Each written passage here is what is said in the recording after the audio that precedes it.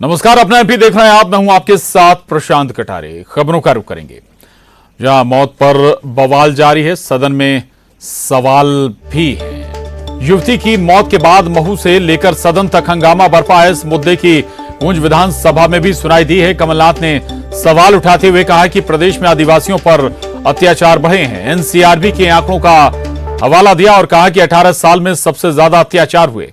वहीं मजिस्ट्रियल जांच की समय सीमा भी पूछी है। इस पर गृह मंत्री नरोत्तम मिश्रा ने जवाब देते हुए कहा है, संवेदनशील मामले कांग्रेस राजनीति न करे। साथ ही गृह मंत्री ने कहा कि हिंसक भीड़ ने पुलिस चौकी को घेरा था, जिसमें पुलिस की गोली युवक को लगी थी। साथ ही बताया कि मृतकों के परिवार वालों को 4-4 लाख रुपए दिए जाएंगे, वहीं घायलों को 2-2 लाख रुपए मिलेंगे। ये बड़ी खबर, अहम खबर है। दरअसल सदन में एक बार फिर से ये मसला गूंजा है। युवती की मौत के बाद महू से लेकर सदन तक हंगामा बरपा है। तो विधानसभा में भी इसकी गूंज सुनाई दी है। कमलनाथ ने सवाल उठाते हुए कहा कि प्रदेश में आदिवासियों पर अत्याचार बढ़े हैं। एनसीआरबी के आंकड़ों का हवाला दिया है और कहा कि 18 साल में सबसे ज्यादा अत्याचार हुए। बड़े दुख की बात है। मैंने आज एक टीम भेजी है, वहाँ पहुँचती होगी घंटे भर में। सुबह सुबह से मैं लगा था, मैंने टीम भेजी है। हमारे विधायक जा रहे हैं, हमारे नेता जा रहे हैं वहाँ स्थान पर। सर, गृह मंत्री कह रहे हैं कि करंट लगने से मौत हुई है। गृह मंत्री कह रहे हैं कि करंट लगने से मौत हुई है। अब ये तो इन्वेस्टिगेशन बताएगा कि किसने ये मौत कैसे हुई, कैसे हत्या हुई, और तो गोली किसने चलाई, वो भी करंट ने चलाई। थाने में इन्होंने घेराव के साथ ही पथराव भी हुआ और काफी चोट भी आई। जो थाना प्रभारी था उसको रेफर इंदौर किया गया है। लगभग 13 लोग उसमें घायल हुए हैं। पुलिस के जवान 13 लोग घायल हुए, पूरे के पूरे थाने के लोग घायल हुए, जिनका इलाज चल रहा है।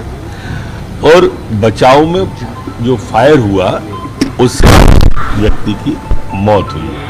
माननीय मुख्यमंत्री जी ने घटना की मजिस्ट्रियल जांच के आदेश कर दिए हैं और जांच में जो भी बिंदु आएगा, अभी उसकी फिनोरल की कार्रवाई बच्ची की हो गई है और दूसरी भी चला। उस आंदोलन के दौरान पुलिस ने फायरिंग की और उसमें एक बच्चे की उसमें हत्या हो गई। मैं सीधा पूछना चाहता हूं गृह मंत्री जी से, मुख्यमंत्री जी से, क्या उनको आदेश दिए गए थे पुलिस को फायरिंग करने के लिए? धरने तो अनेक होते हैं, धरने राजनीतिक पार्टी भी करती हैं, सामाजिक संगठन भी करते हैं, लेकिन ऐसा क्यों है कि जब धरना होता है आदिवासी समुदाय का तभी पुलिस फायरिंग करती है? ये बहुत गंभीर विषय है और आज हम मांग करेंगे विधानसभा के अंदर कि तत्काल रूप से गृह मंत्री जी इस पर उत्तर दें। ये आदेश कहां से मिले फायरिंग के इस पूरे घटनाक्रम में? और अब आपको बताते हैं कि आखिर महू में हुआ क्या था। आदिवासी युवती की मौत के बाद परिजनों ने पहले डोंगरगांव चौकी के सामने शव रखकर चक्का जाम किया, फिर चौकी पर पथराव कर दिया, जिसमें 13 पुलिसकर्मी घायल हो गए। पुलिस फायरिंग में एक आदिवासी युवक की भी मौत हुई है। बताया जा रहा है कि इस प्रदर्शन में जैस के कार्यकर्ता भी शामिल थे। इसके बाद पुलिस ने हवाई फायरिंग की, आंसू गैस के गोले दागे, लाठीचार्ज भी किया। अब हालात काबू में हैं। अधिकारियों ने भी मोर्चा संभाल लिया है। 5 थाना क्षेत्रों में धारा 144 भी लगाई गई है। परिजनों का आरोप है कि दबंगों ने गैंगरेप के बाद हत्या कर दी, जबकि पुलिस करंट लगने से युवती की मौत बता रही है। इस बीच सीएम शिवराज ने मजिस्ट्रियल जांच के आदेश दे दिए हैं। इधर पीसीसी चीफ कमलनाथ ने आदिवासी विधायकों का दल बनाकर घटना स्थल भेजा है, जो पीसीसी चीफ को पूरे मामले की रिपोर्ट देगा। तो कहां से और कैसे ये पूरा विवाद शुरू हुआ, ये आपको हमने बताया। दरअसल आदिवासी युवती की मौत के बाद परिजनों ने डोंगरगांव चौकी के सामने शव रखकर चक्का जाम किया था और यहीं से ये पूरा विवाद और हालात खराब हो गए।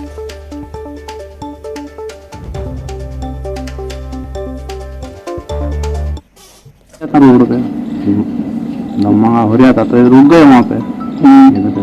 आपको किस प्रकार सूचना लगी कि इनकी गोली लगी? इनको तो हमारे सर बोला, खबर करे तो आप फिर वहाँ पर आए, पुलिस वाले से भी आपकी कुछ बातचीत हुई? अभी ना वो आ गए तो लेने को हमको।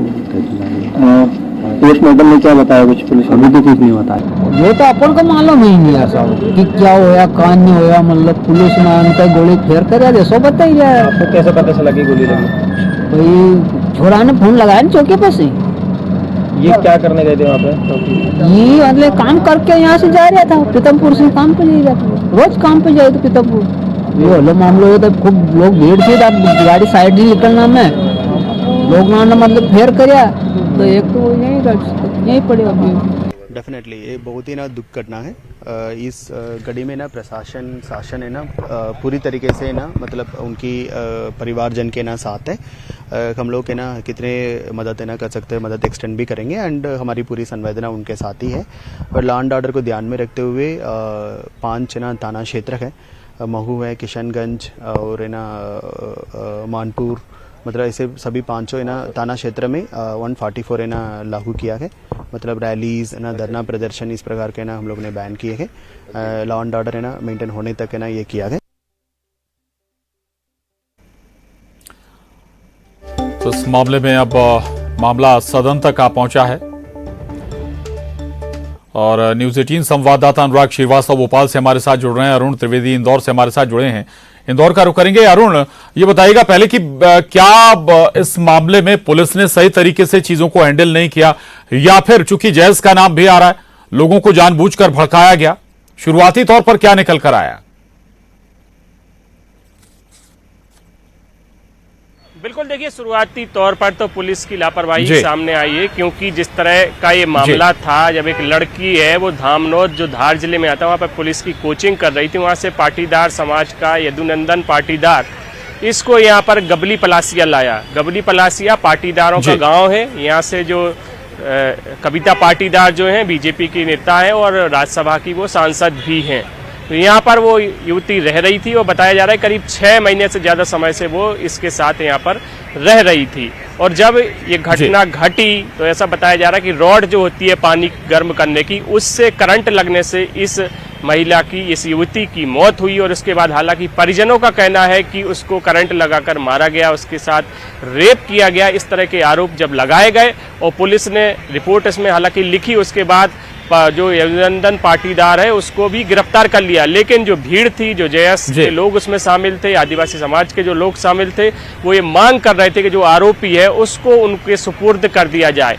लेकिन पुलिस ने जब ऐसा नहीं किया तो इन्होंने हंगामा कर दिया, शव को सड़क पर रखकर चक्का जाम कर दिया और जो गाड़ियां निकल रही थी उनमें तोड़फोड़ की। इंदौर की भी उसमें एक गाड़ी थी जिसमें एक बच्ची बैठी थी परिवार के साथ, उसको भी चोटें आई हैं। जिस तरह का पत्थरबाजी वहां पर की गई और गोफन से पुलिस पर हमला किया गया। इसके बाद 5 थानों की पुलिस यहाँ पर बुलाई गई, भारी संख्या में पुलिस बुलाई गई और पुलिस ने आत्मरक्षा में गोलियां चलाई, जिससे एक आदिवासी युवक की मौत हुई है और एक घायल हुआ है। 13 से ज्यादा पुलिसकर्मी घायल बताए जा रहे हैं, जिनका महू के अस्पताल में इलाज चल रहा है। जो आदिवासी एक वक्त घायल हुआ है उसका एम्बा अस्पताल में इलाज चल रहा है। जो कांग्रेस का दल है जो महू पहुंचने वाला था वो अभी तक नहीं पहुंचा है। ऐसा माना जा रहा है कि 1 घंटे में वो पहुंचेगा, इस गांव में पहुंचेगा। डोंगरगर गांव है जो, और साथ ही जो गबली पलासिया है जहां पर ये महिला इसके साथ रह रही थी। हालांकि ये खरगोन की रहने वाली थी और हमने जैसा बताया कि धामनोद में रहकर पीएससी की कोचिंग कर रही थी, उसकी तैयारी वो कर रही थी। लेकिन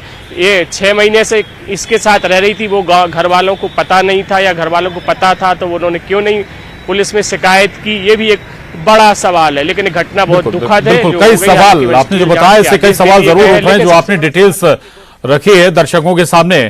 लौटूंगा आपके पास, अनुराग हमारे साथ लगातार बने हुए हैं। अनुराग, जमीनी हकीकत जो भी हो, कारण जो भी हो इस पूरे घटनाक्रम के, लेकिन स्वाभाविक है कि अब सियासत को तो मौका मिल ही गया और उसका इम्पैक्ट विधानसभा में भी नजर आया है। अनुराग,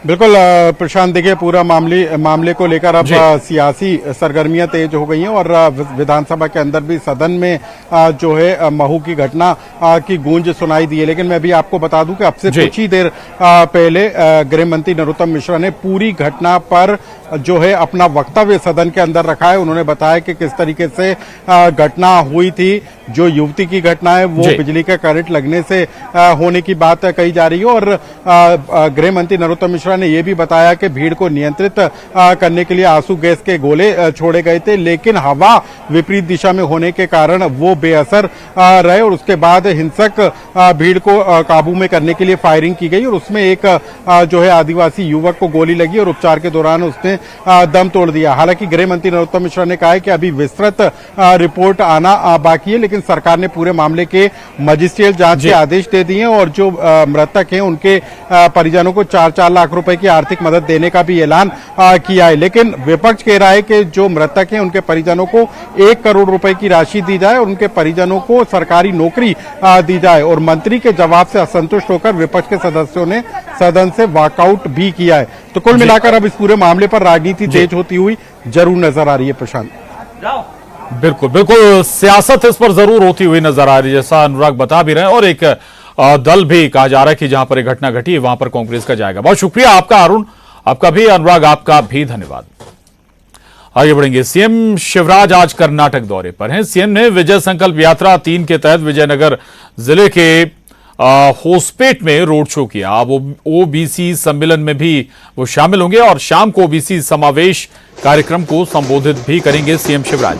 कर्नाटक में बीजेपी 4 विजय संकल्प रथ यात्रा निकाल रही है, जिसमें 75 जनसभाएं और 150 रोड शो भी शामिल।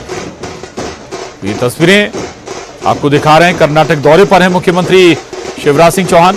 विजयनगर में मुख्यमंत्री ने एक रोड शो भी किया है। इसके अलावा एक ओबीसी सम्मेलन में भी शिरकत करेंगे मुख्यमंत्री शिवराज सिंह चौहान। भव्य रोड शो कर्नाटक के विजयनगर में विजय संकल्प यात्रा निकाली जा रही है और उसी के तहत ये रोड शो आयोजित किया गया। मुख्यमंत्री शिवराज सिंह चौहान ने इस रोड शो का नेतृत्व किया और इसके अलावा सीएम शिवराज एक ओबीसी सम्मेलन में भी शिरकत करने वाले हैं।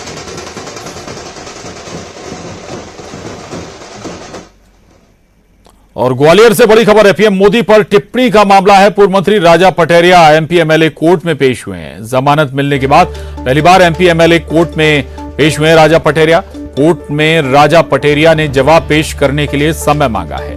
एमपी एमएलए कोर्ट ने मामले की सुनवाई और आगे बढ़ाई है। आपको बता दें कि राजा पटेरिया को काफी मशक्कत के बाद, कोशिशों के बाद, लंबे वक्त के बाद इस मामले में जमानत मिली थी। एक बार फिर से राजा पटेरिया एमपी एमएलए कोर्ट में पेश हुए हैं। प्रधानमंत्री नरेंद्र मोदी पर आपत्तिजनक टिप्पणी राजा पटेरिया ने की थी और जमानत मिलने के बाद पहली बार एमपी एमएलए कोर्ट में पेश हुए हैं राजा पटेरिया और उन्होंने जवाब पेश करने के लिए कुछ और वक्त मांगा है। अरे अंदर जाओगे सुनने के लिए बिल्कुल। तो मैं उनसे आग्रह किया हूं कि मुझे समय दिया जाए, तो उन्होंने समय देने का आदेश भी किया और अब वो तारीख हमको मिल जाएगी। उस तारीख पे मैं पुनः हाजिर होऊंगा। आगे बढ़ेंगे। यूपी के जौनपुर में एमपी और यूपी पुलिस की संयुक्त कार्रवाई में कुख्यात बदमाश आनंद सागर को मार गिराया गया।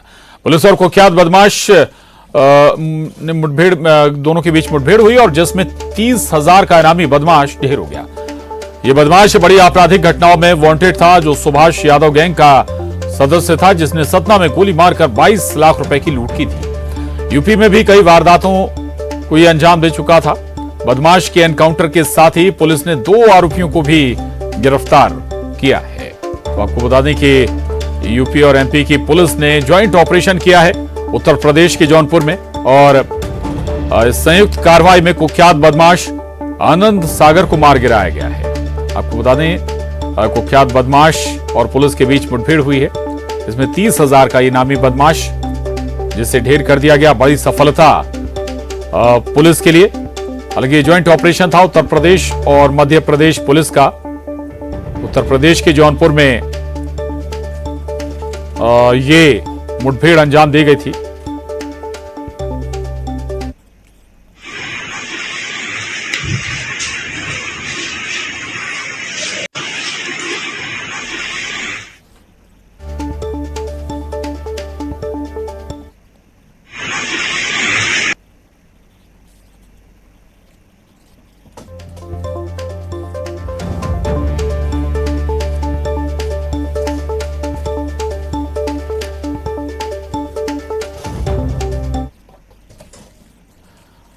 तो आपको बता दें ये वांटेड था अपराधी और उसकी एनकाउंटर में से मार गिराया गया। न्यूज 18 संवाददाता शिवेंद्र सिंह बघेल सतना से हमारे साथ जुड़ गए हैं। शिवेंद्र, उत्तर प्रदेश के जौनपुर में ये वारदात या ये कहें कि ये एनकाउंटर हुआ है इस अपराधी का, कहां से सूचना मिली और कैसे ये ज्वाइंट ऑपरेशन अंजाम दिया गया? देखिए, मैं आपको बता दूं कि 6 तारीख को सतना में एक दिन दहाड़े बड़ी वारदात हुई थी, जिसमें से शराब कारोबारी के जो कैशियर है संजय सिंह की गोली मारकर हत्या कर दी गई थी और साथ में 22 लाख की लूट हुई थी। ये जो पुलिस ने तफ्तीश शुरू की और इस कड़ी जुड़ती गई और जो हत्यारे थे वो जौनपुर के रहने वाले थे, जो 7 शूटर थे और उनको सतना बुलाया गया था। सतना के 5 ऐसे युवकों को चिन्हित किया गया था जो इस पूरे घटनाक्रम की साजिश में शामिल थे। इसी कार्यक्रम में पुलिस ने 3 लोगों को जो स्थानीय मददगार थे उनको पहले गिरफ्तार कर लिया था, लेकिन जो मुख्य आरोपी था सुभाष यादव, जिसका ये गैंग सतना में वारदात करके फरार हुआ था, उसके कल आज जो करीब 4 बजे जो जौनपुर में मुठभेड़ हुई है, वहाँ पे मुठभेड़ में जो एक 7 शूटर है आनंद, बिल्कुल, तो ये दोनों राज्यों की पुलिस के लिए बड़ी सफलता है। वांटेड को फिर मार गिराया गया। बहुत शुक्रिया शिवेंद्र आपका इस जानकारी के लिए। आगे बढ़ेंगे। एमपी बोर्ड ने पेपर लीक मामले में विज्ञप्ति जारी की है। माध्यमिक शिक्षा मंडल ने जांच के लिए परीक्षा नियंत्रक की अध्यक्षता में 6 सदस्यीय कमेटी गठित की है। ये कमेटी बोर्ड को रिपोर्ट सौंपेगी, जिसके आधार पर आगे की कार्रवाई की जाएगी। बता दें कि पेपर लीक मामले में भ्रामक जानकारी फैलाने को लेकर 4 मार्च को भिंड जिला शिक्षा अधिकारी ने संदिग्ध लोगों पर FIR दर्ज करवाई थी। पेपर लीक मामले में विधानसभा में भी हंगामा हुआ था। और एमपी में फिर आफत बरस सकती है। मौसम विभाग ने अलर्ट जारी किया है। इंदौर, नर्मदापुरम, रीवा, चंबल और जबलपुर संभाग में बारिश हो सकती है, तो वहीं दतिया, ग्वालियर, शिवपुरी, सीहोर, पन्ना, सागर और शाहजहांपुर में भी बारिश के आसार हैं। दमोह, छतरपुर और देवास के लिए भी अलर्ट जारी किया गया है। इसके अलावा गरज चमक के साथ बिजली गिरने का येलो अलर्ट भी है। बारिश के इस अलर्ट के चलते किसानों के माथे पर चिंता की लकीरें हैं, क्योंकि खेतों में फसल खड़ी हुई है और ऐसे में अगर बारिश होती है तो फसलें चौपट हो सकती हैं।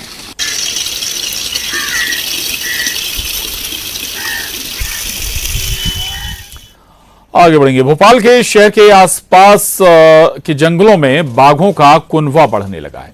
रेसिडेंशियल बाघिन 123 ने तीसरी बार 2 शावकों को जन्म दिया है। इसमें एक नर और एक मादा शावक शामिल है। तस्वीरों में आप देख सकते हैं बाघिन अपने 2 शावकों के साथ नजर आ रही है।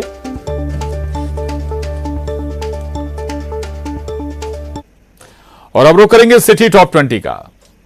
कर्नाटक दौरे पर सीएम शिवराज सिंह चौहान विजयनगर में